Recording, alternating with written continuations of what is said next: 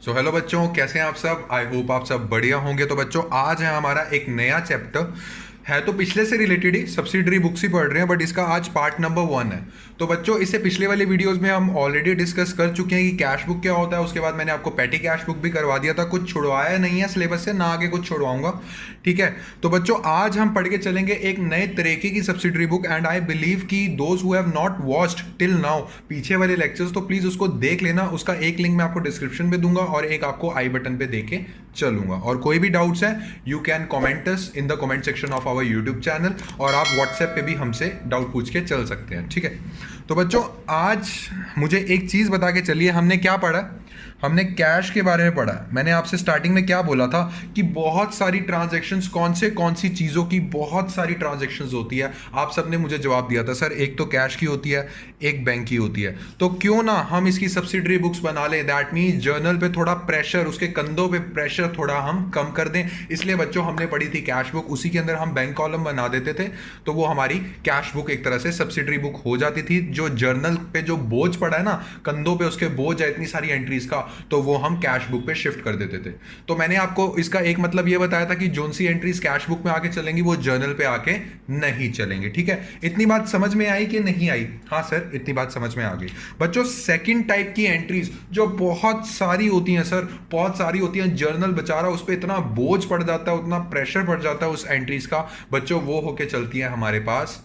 आप खुद बता के चलिए, परचेजेस की एंट्री। दैट मीन्स परचेजेस की एंट्री कौन सी होती है? परचेजेस की एंट्री। बच्चे बहुत सारे कंफ्यूज हो गए, सर परचेजेस कौन सा? बच्चों, परचेज अकाउंट नहीं बनाते हो? हाँ सर, परचेजेस अकाउंट से रिलेटेड एंट्री। हमेशा एक चीज बता के चलो, परचेजेस अकाउंट ये किस चीज से रिलेटेड बना के चलते हैं? ये हम बना के चलते हैं जो गुड्स हमने परचेज करे हैं, जो मेन धंधे वाले गुड्स हमने परचेज करे हैं। दैट मीन्स अगर मेरा टी शर्ट मैन्युफैक्चरिंग का काम है, तो उसके लिए मैं जो रॉ मटेरियल परचेज कर रहा हूं ना, जो गुड्स परचेज कर रहा हूं, just for an example cotton मैं रॉ मटेरियल, एक तरह से मेरा रॉ मटेरियल है क्योंकि उससे मैं टी शर्ट्स बनाऊंगा। तो कॉटन को मैं कैसे शो करके चलता था जब मैं जर्नल बनाता था, जब मैं उसको परचेज करता था, उसको मैं ऐसे शो करके चलता था, purchases account debits to bank account, या फिर कुछ भी जैसे होके चलता है। तो सर मुझे एक बात तो क्लियर हो गई है, कौन सी? सर हम बना के चलेंगे परचेज बुक। ओके, हम बनाएंगे परचेज बुक जिसमें परचेजेस वाली सारी एंट्री आएंगी। बच्चों, इसमें भी एक कैच है। इसमें कैच ये है कि मुझे फटाफट से बताओ, परचेज बुक में परचेजेस वाली एंट्री आएंगी। That means those related to the goods of main business. That means इसमें goods related to main business, जिसको हम जर्नल में कैसे लिख के चलते थे जब परचेज करते थे? Purchase account. ये बात क्लियर हो गई? यस सर, ये बात क्लियर होगी। मुझे फटाफट से बता के चलो, मेरा जो धंधा है, मेरा जो बिजनेस है, वो टी शर्ट मैन्युफैक्चरिंग है, और मैं परचेज कर रहा हूं फर्नीचर। ये क्या हो गया? मैं परचेज कर रहा हूं फर्नीचर, क्या वो परचेज बुक में आएगी? नहीं सर, फर्नीचर थोड़ी ना परचेज बुक में आएगा, क्योंकि सर जब मैं जर्नल में इसकी एंट्री करूंगी, दीज आर नॉट मेन धंधे वाले, these are not main business goods. Sir इसको मैं फर्नीचर अकाउंट डेबिट लिख के चलूंगी।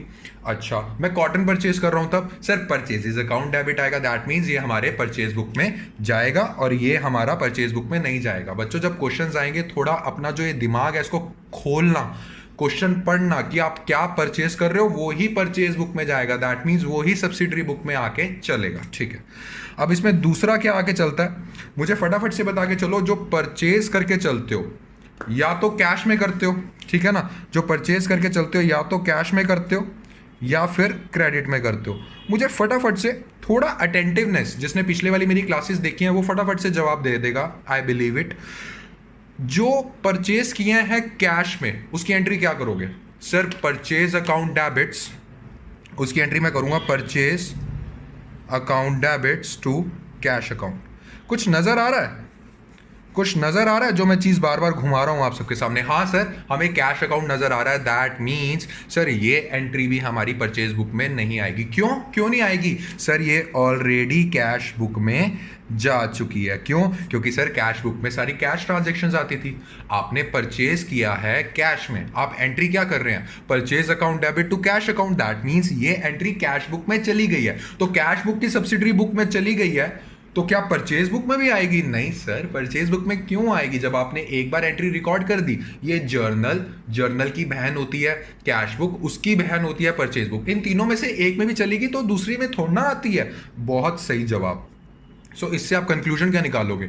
सर परचेज बुक में हमेशा, look at into my wordings, here my wordings, purchase book में हमेशा क्रेडिट परचेजेस वाली ट्रांजैक्शन आती है। दैट मीन्स कोई भी चीज हमने उधार पे परचेज करी है, प्लस वो मेरे जो गुड्स हैं वो रिलेटेड है मेन बिजनेस के। दो कंडीशंस हैं, कोई भी चीज उधार पे परचेज करी है क्रेडिट पे, प्लस वो वाले गुड्स मेरे मेन धंधे वाले गुड्स हैं। वो एंट्रीज हमारी आके कहां चलती हैं? वो एंट्रीज हमारी आती हैं परचेज की बुक्स में। समझ में आया कि नहीं आया? परचेज बुक क्या होके चलती है? नॉर्मल है बच्चों, परचेज बुक वो बुक होके चलती है जिसमें क्रेडिट ट्रांजैक्शंस रिकॉर्ड होके चलती हैं।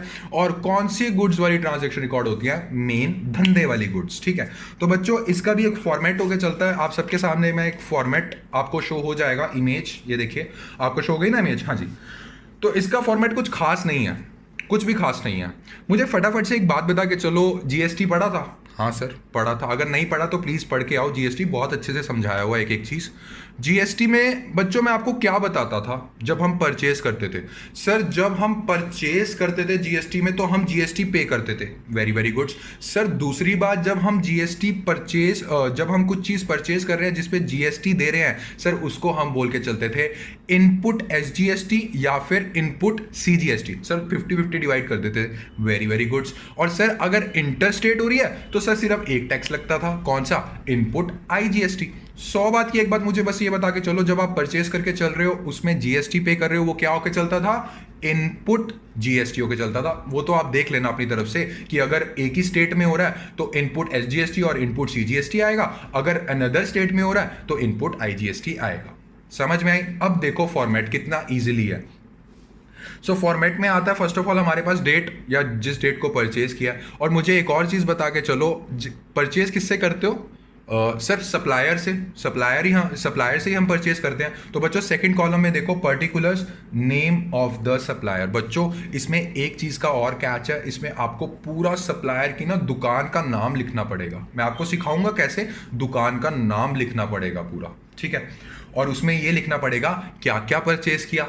जी मैंने 40 kg कॉटन परचेज करा, इसमें ऐसे लिख के चलेंगे, मैं आपको दिखाऊंगा। उसके बाद आगे चलता है इनवॉइस नंबर, जो वो बिल काटेगा उसका इनवॉइस नंबर यहाँ आएगा। बाकी इसमें कुछ आता नहीं है। इनवॉइस नंबर शायद लिखते हैं, हाँ लिख देते हैं इनवॉइस नंबर, ठीक है, वो आपको गिवन होगा क्वेश्चन में।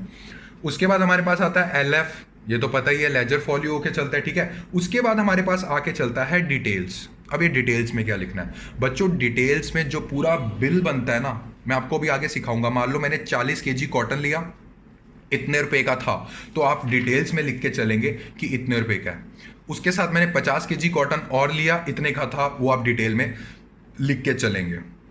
अगर कोई ट्रेड डिस्काउंट दे रहे हो वो भी आप डिटेल में लिख के चलेंगे। लास्ट में आपका बिल कितना बना, मतलब कि ये जो डिटेल वाला कॉलम है इसको अपने दिमाग में पता है कैसे सेटिंग करके चलो कि मैं एक कस्टमर का जिससे मैं सप्लाई ले रहा हूँ, मतलब कि जिससे मैं परचेज कर रहा हूँ, उसने मेरा बिल कैसे बनाया होगा, ये दिमाग में रख के डिटेल वाला ऑप्शन करोगे ना, डिटेल वाला कॉलम भरोगे तो आपके लिए फटाफट क्वेश्चन हो जाएगा।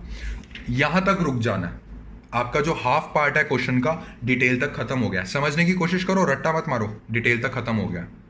अब मुझे ये जानना है कि ये जो डिटेल आई है, डिटेल में सारी चीजें लिखी होंगी, कितने का परचेज, कितने का इनपुट जीएसटी, कितने का इनपुट एसजीएसटी, सब कुछ लिखा होगा। अब मुझे चाहिए इसका separate separate separate separate separate. That means मैं ये चाहता हूं कि परचेज सेपरेट नजर आए मुझे, इनपुट सीजीएसटी सेपरेट नजर आए मुझे, इनपुट एसजीएसटी सेपरेट नजर आए मुझे, अगर इंटरस्टेट हो रहा है तो इनपुट आईजीएसटी भी मुझे सेपरेट नजर आए। तो बच्चों नेक्स्ट कॉलम्स देखो, ये जो नेक्स्ट कॉलम शुरू हो रहे हैं ना, purchase, input input input total amount के, ये एक तरह से दूसरा पार्ट है।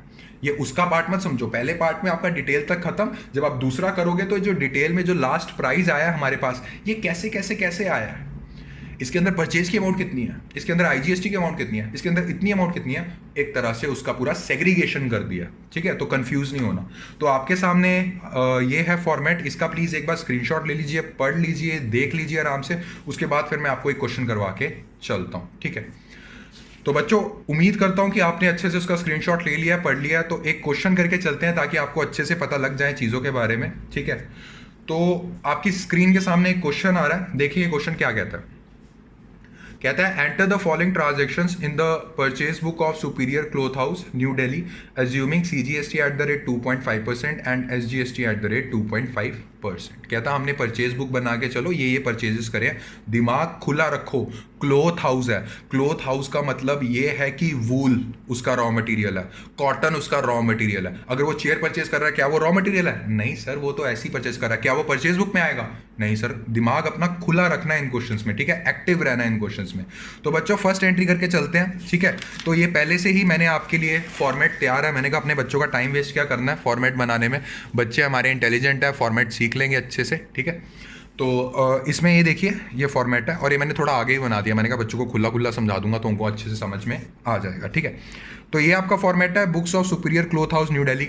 यार अपनी दुकान का नाम तो लिखोगे ना कि मेरी बुक्स है, परचेज बुक्स है, ठीक है, नीचे लिखना है परचेज बुक्स। अब इसको कैसे करके चलना है आइए सीखते हैं। फर्स्ट एंट्री देखो, कहता है कि 2018 4 अप्रैल कहता है परचेज करा हमने Radha Krishna and sons of new Delhi. Invoice number दे दिया है 305।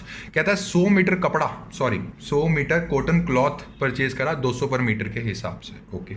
80 मीटर वूलन क्लॉथ परचेज करा 500 मीटर के हिसाब से और उस पर हमें ट्रेड डिस्काउंट 20% मिल गया, ठीक है। अब इसको करके कैसे चलना है, आप सब जानते हैं ट्रेड डिस्काउंट को हम शो नहीं करते, बट बिल की जब अमाउंट कटती है तो उसमें तो शो करते हैं ना, मैंने आपको इतना ट्रेड डिस्काउंट दे दिया। क्योंकि जो IGST लगता है, CGST लगता है, SGST लगता है, वो किस पे लगता है? वो उस चीज पे लगता है जिसमें से ट्रेड डिस्काउंट माइनस हो चुका है। क्यों? क्योंकि गवर्नमेंट ये बोल के चलती है कितने पे तू बेच रहा है उस पे टैक्स लगा, ठीक है ना। और जो कैश डिस्काउंट है वो मैं आपको ऑलरेडी समझा चुका हूं, कैश डिस्काउंट किस पे लग के चलता है, कैसे लग के चलता है, उस चीजों में मैं अभी नहीं पढ़ूंगा। बस एक चीज मैं आपको ये समझाना चाहूंगा, गवर्नमेंट ये बोल रही है कि after deducting your trade discount उसके ऊपर लगा के चलो कितना GST बन रहा है। तो बच्चों इसकी एंट्री ऐसे करके चलेंगे। क्वेश्चन आप सबकी स्क्रीन के सामने है, स्क्रीनशॉट ले लेना क्वेश्चन का, ठीक है ना। तो ये आएगा 2018 अप्रैल 4, दुकान का नाम लिखना है। कौन सी दुकान का नाम क्या है? Radha Krishnan and sons, okay.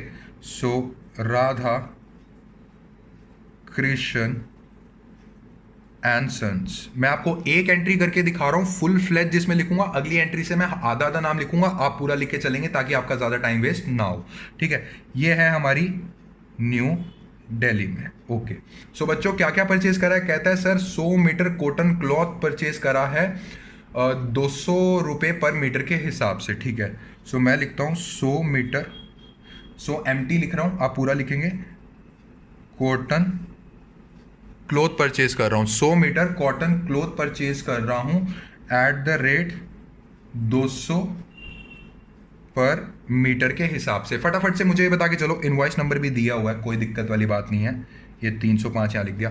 100 metre purchase करा है 200 मीटर 1 मीटर के हिसाब से, तो कितना बिल बना सर? 20,000 रुपये बना। 1 मीटर 200 रुपये का, तो 100 मीटर परचेज करा कितने का हुआ? 20,000 का हुआ ना, इसमें तो कुछ भी नहीं है। और डिटेल्स क्या दिमाग में रखना है? डिटेल्स मतलब मेरा बिल कैसे बनाया होगा उसने, ऐसे बनाया होगा उसने, यहाँ लिखी होगी आइटम और ये आ गया, इसके सामने आप लिख दो 20,000 रुपये, ठीक है, 20,000 लिख दिए। और उसने क्या परचेज करा है? 80 मीटर वुलन क्लॉथ परचेज करा उसने 500 पर मीटर के हिसाब से। सो 80 मीटर वूलन क्लॉथ परचेज करा कितने के हिसाब से? एट द रेट ₹500 पर मीटर के हिसाब से। तो कितना होके चला? 500 इंटू में 80 होके चलता है हमारे पास 40,000 रुपये। फटाफट से मुझे बता के चलो कितने का बना है टोटल, ठीक है, 60,000 रुपये। अब हमेशा की तरह मैं आपको बताता हूं ट्रेड डिस्काउंट तो लगाना ही लगाना है, शो नहीं करना, बट ये बिल में तो दिखाओगे ना। हाँ सर बिल में तो दिखाएंगे। सो ट्रेड डिस्काउंट कितना है बच्चों? ट्रेड डिस्काउंट है हमारा एट द रेट 20%। सो 60,000 का 20% निकालते हैं तो कितना आगे चलता है? ये आगे चलता है हमारे पास 12,000 रुपये। तो ये आ गया हमारे पास 12,000 रुपये। तो टोटल अमाउंट कितनी आ गई हमारे पास? 48,000। अब उसने कितना कितना बोला हुआ है? CGST और SGST एक बार प्लीज क्वेश्चन में देख लीजिए, 2.5%। And CGST and SGST is always calculated on the amount जितने पे वो बेच रहा है। कितने बेच रहा है? 48,000 रुपीज़ पे। कैश डिस्काउंट वाला भी मेथड पहले मैं समझा चुका हूँ, तो प्लीज़ वो वाली वीडियो देख लेना, ठीक है। सो बच्चों इसमें ऐड कर देना है आपको कितना कितना? CGST एट द रेट 2.5%, ठीक है, और SGST एट द रेट 2.5%। सो 48,000 का 2.5% कितना बनता है? सो SGST 2.5% के हिसाब से कितने बनते हैं दोनों? ये बनते हैं 1200। 48,000 का 2.5% कर लो यार, 1200 ही आता है। ये हो गया 1200 ऐड कर दिया एंड 1200 ऐड कर दिया तो टोटल बिल कितने का बना आपका? ये बना सर हमारा टोटल बिल 50,400। अब जो मैं आपको बात बोल रहा था ना कि मैं जानना चाहता हूं कि मेरे को एक तरह से सेग्रीगेशन दे दो। सेग्रीगेशन का मतलब कितना परचेज है। जब मैं एंट्री पास करता हूं तो कैसे करता था? Purchase account debit, input CGST, input SGST to Radha Krishna and sons. अब मेरे को अलग अलग भी तो देखना है ना, ठीक है। सो परचेज सर हमेशा जो परचेज में अमाउंट आती है वो ट्रेड डिस्काउंट लेस करके आती है। दैट मीन्स ये 48,000 वाली अमाउंट, तो इसको कैसे लिख के चलेंगे? 48,000। इनपुट CGST सर मुझे पता है 1200, इनपुट SGST सर मुझे पता है 1200। IGST नहीं है तो परेशान क्यों हो रहे हो, खाली छोड़ दो, बिल्कुल। और सर टोटल अमाउंट हमारी होगी 50,400। इतना समझ में आया कि नहीं आ गया? आपकी फर्स्ट एंट्री हो चुकी है कंप्लीट, ठीक है। अब हम बढ़ते हैं आगे नेक्स्ट वाले ट्रांजेक्शन्स पे। नेक्स्ट वाली ट्रांजेक्शन वो क्या कह के चल रहा है? नेक्स्ट वाली ट्रांजेक्शन में वो ये क्या क्या चल रहा है? कह रहा है परचेज करा हमने Raghubir and Prasad and company को ऑफ कानपुर यूपी, वाइड इतना दे रखा है। कहता है सिल्क क्लोथ, ये रॉ मटेरियल है। हाँ सर क्लोथ हाउस है, रॉ मटेरियल है। और उसके बाद बोल रहा है कि 40 मीटर का हमने कॉटन क्लॉथ करा और ट्रेड डिस्काउंट करके चला, ठीक है। अरे यार ये भी तो नॉर्मल है, इसमें भी कोई दिक्कत वाली बात नहीं है। तो बच्चों इसकी एंट्री फटाफट से बताओ कैसे करके चलोगे? इसकी एंट्री आप ऐसे करके चलोगे, आप लिखोगे अप्रैल 12 है ना? हाँ सर अप्रैल 12। तो इसमें लिखोगे रघुबीर, मैं पूरा नाम नहीं लिख रहा हूँ, आप पूरा नाम लिख के चलेंगे, रघुबीर प्रसाद एंड कंपनी कानपुर यूपी पूरा लिखोगे आप, ठीक है। मैं ऐसे कर देता हूँ ताकि आपको पता लग जाए। और इसके बाद कह रहा है कि 50 मीटर हमने सिल्क क्लोथ लिया, सिल्क क्लोथ लिया। कितनी है उसकी वैल्यू? एट द रेट 600 पर मीटर उसकी वैल्यू। तो फटाफट से बताओ डिटेल्स में कितना आएगा? ये आएगा 30,000 रुपये। Very very goods. और उसके बाद बोल रहा है कि 40 मीटर हमने और लिया है। 40 मीटर क्या लिया है? कॉटन क्लॉथ लिया एट द रेट 250 पर मीटर के हिसाब से। तो इसका कितना आएगा? 10,000 रुपये। बच्चों मैं फिर से रिक्वेस्ट कर रहा हूँ, आप पूरा लिख के चलेंगे, ठीक है। तो ये हमारे पास आ गया है 40,000 रुपये। और कहता है इस पे लेस मार दो trade discount at the rate, कितने से ट्रेड डिस्काउंट है? 10% से। सो 40,000 का 10% कितना होता है? 4,000 रुपये। ये कर दोगे आप 36,000। Now it's time to calculate GST। एक बार देख लो विद इन स्टेट है कि आउटसाइड स्टेट है। मैं कहाँ का हूँ? मैं न्यू दिल्ली का हूँ। मैंने कानपुर यूपी से परचेज करा है। That means it is an inter state, एक स्टेट से, यूपी स्टेट से दिल्ली स्टेट में मैंने परचेज करके चला हूँ। दैट मीन्स क्या कैलकुलेट होगा? IGST। इनपुट तो रहेगा बट IGST वाला हो जाएगा सर, क्योंकि आपने GST में हमें बहुत अच्छे से समझाया हुआ है कि जब इंटर स्टेट होता है तो क्यों होके चलता है IGST। ओके, सो इसमें ऐड कर देंगे बच्चों हम कितना? IGST। और एक और चीज़ मैं आपको बता दूं, SGST 2.5% दे रखा है, CGST 2.5% दे रखा है, तो IGST मैंने आपको पहले ही बता दिया 2.5 + 2.5 कितना होता है? 5% होके चलता है। अब बहुत से बच्चे बोलेंगे सर 5% क्यों कर रहे हैं? इसके लिए आपको पीछे जाके देखना पड़ेगा। सो 36,000 रुपये का मैं 5% करूँगा ना तो बच्चों मेरे पास आता है 1,800 रुपये। तो इसका टोटल आ गया मेरे पास 37,800 रुपये। अब मुझे क्या चाहिए? सेग्रीगेशन। कैसे कैसे आपने डिवाइड करा प्लीज़ दिखाओ जी। मैंने 36,000 रुपये का तो परचेज़ किया था और इसमें जी मेरा IGST लगा है, इसको तो कॉलम को वो छोड़ दो, खाली छोड़ दो, 1,800। और सर मेरा टोटल हो गया है 37,800 रुपये, ठीक है। इतना समझ में आई बात? हाँ जी सर इतना समझ में आ गई है। अब पढ़ते हैं नेक्स्ट ट्रांजेक्शन। कहता है purchase from modern furniture house Delhi, 10 chairs ली, 2,000 पर चेयर लिखा। कर दूं एंट्री के नहीं करूं? खुद बताओ, करूं एंट्री? नहीं सर चेयर परचेज करी है। सर मेरा काम किसका है? मेरा काम है सुपीरियर क्लॉथ हाउस। सर कपड़े का काम है, चेयर परचेज कर रहा हूँ। सर ये तो फिक्स्ड एसेट परचेज कर रहा हूँ, ये कोई अपने मेन धंधे के गुड्स थोड़ा ना परचेज कर रहा हूँ, कोई कॉटन थोड़ा ना परचेज कर रहा हूँ, कोई वूल थोड़ा ना परचेज कर रहा हूँ। सर ये तो फिक्स्ड एसेट परचेज कर रहा हूँ। क्या इसकी एंट्री होगी यहाँ पे? इसकी जर्नल में एंट्री होगी, क्योंकि जो सब्सिडरी बुक में एंट्री नहीं होती जर्नल, और जर्नल में क्या एंट्री होगी इसकी? फर्नीचर अकाउंट डेबिट टू जो भी है, ठीक है। उसके बाद आती है नेक्स्ट ट्रांजेक्शन। कहता है purchase from Hariom and sons of Gujarat. बच्चों इंटर स्टेट है कि नहीं है? हाँ सर इंटर स्टेट है। क्यों है इंटर स्टेट? सर गुजरात से माल परचेज किया। ओके, कहता है 100 मीटर हमने वूलन क्लोथ लिया 600 पर मीटर का, कर दो। ठीक है, तो बच्चों इसको कैसे लिख के चलेंगे प्लीज बताएं सर। ये हम लिख के चलेंगे अप्रैल 25 हरिओम एंड सन्स। इसको प्लीज अच्छे से पूरा लिखना है, मैं बार बार बोल रहा हूं आप लोगों को, पूरा लिख के चलना है इसको आपको। हरिओम एंड सन्स गुजरात में 100 मीटर का वूल परचेज करा है एट द रेट 600 पर मीटर, और इसको भी पूरा अच्छे से लिख के चलना है क्या परचेज करना है। एंड बच्चों इसमें मैंने इनवॉइस नंबर डालना भूल गया, इसका इनवॉइस नंबर है 240 एंड इसका इनवॉइस नंबर है 390। सो 100 मीटर के हिसाब से 100 मीटर लिया मैंने 600 पर मीटर के हिसाब से, तो कितना एंट्री आएगा यहाँ पे 60,000। ठीक है, और इसमें ट्रेड डिस्काउंट मिला है, हाँ सर ट्रेड डिस्काउंट है कितने का, एट द रेट 15% का। सो 60,000 का 15% कितना होता है, ये होता है हमारा 9,000, बचा कितना 51,000। इस पे क्या लगेगा, IGST, CGST, SGST, sir interstate है IGST। ओके, सो ऐड कर दीजिए IGST and IGST 2.5 plus 2.5 5% at the rate 5%, ये हो गया हमारा 2550। और बच्चों टोटल बिल कितने का आया है 53,550। ये मैंने ऑलरेडी कैलकुलेट किया हुआ है, इसलिए मैं फटाफट कैलकुलेशन कर रहा हूँ, आपको 5-10 मिनट्स लगेंगे तो कोई बुराई नहीं है उसमें, ठीक है ना। सो इसको मेरे को सेग्रीगेट करना है, डिवाइड करना है। हाँ सर परचेज वाले कॉलम में हमने 51,000 लिख दीजिए। ओके, और सर ये कॉलम ऐसे ही छोड़ दीजिए और यहाँ पे लिखिए 53,550। बट सर सारी एंट्रीज हमारे पास हो चुकी हैं, अब निकाल दीजिए टोटल। बच्चों टोटल किस चीज़ का, और जो टोटल निकलेगा वो हमेशा महीने के एंड में निकालते हैं। ठीक है, ये निकला हमारा अप्रैल 30 का। ठीक है, अप्रैल 30 को, और यहाँ लिखेंगे हम टोटल। और टोटल किस चीज़ का निकालना है, टोटल निकालना है इस चीज़ का। ठीक है, परचेजेस का। सो सारे कॉलम्स का एक बार टोटल निकाल के चलना है। ये हमारा निकलेगा 135,000। समझ में आ रहा है ना, ये जो परचेजेस था ना, ये सारा परचेजेस का टोटल निकालना है। इसको मैं बताऊंगा क्यों निकाल रहे हैं हम।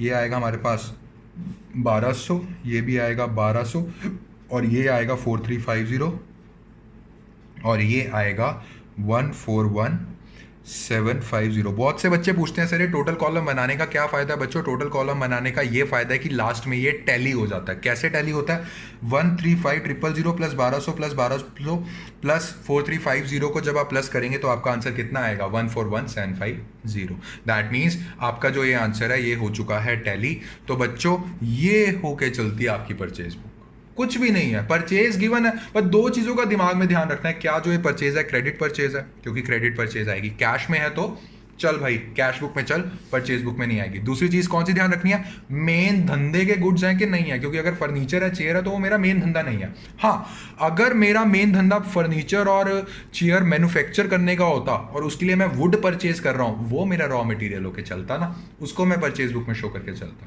तो बच्चों ये था आपका परचेज बुक का टॉपिक, ठीक है ना। अगर आपको इसमें कुछ भी डाउट है तो ज़रूर कमेंट सेक्शन में लिख के चलिएगा, और अगर ये वीडियो अच्छी लगी है तो ज़रूर कमेंट सेक्शन में लिख दीजिए कि हाँ सर हमें समझ में आ गया।